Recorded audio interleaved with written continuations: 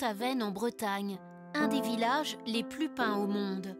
Comment résister aux eaux vives de la rivière, à cette lumière?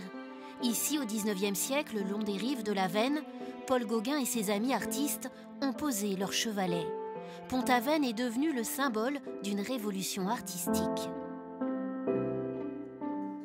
Dès 1860, les artistes aiment venir à Pont-Aven où ils sont très bien accueillis.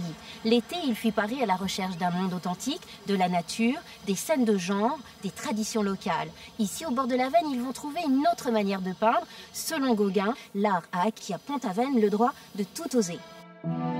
Gauguin séjourne une première fois à Pont-Aven en 1886.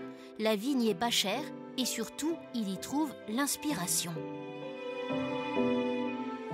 Il a abandonné le monde des affaires, il s'adonne à la peinture.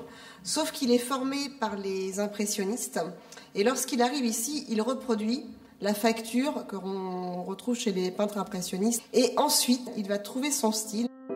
Gauguin effectue 5 séjours à Pont-Aven. C'est lors de son dernier voyage en 1894 qu'il peint le village breton sous la neige. On voit très bien qu'il n'entre pas dans le détail des chaumières.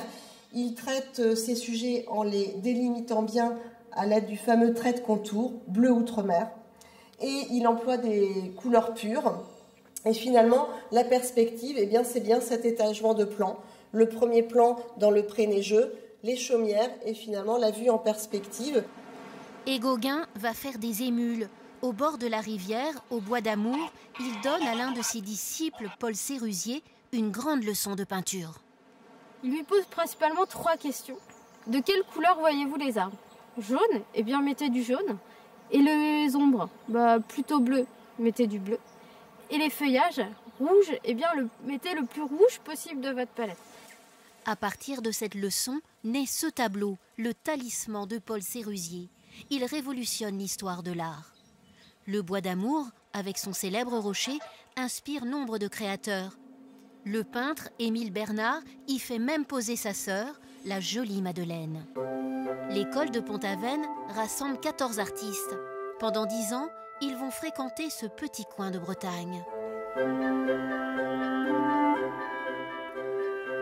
Une partie de leurs œuvres est exposée dans le nouveau musée de Pont-Aven.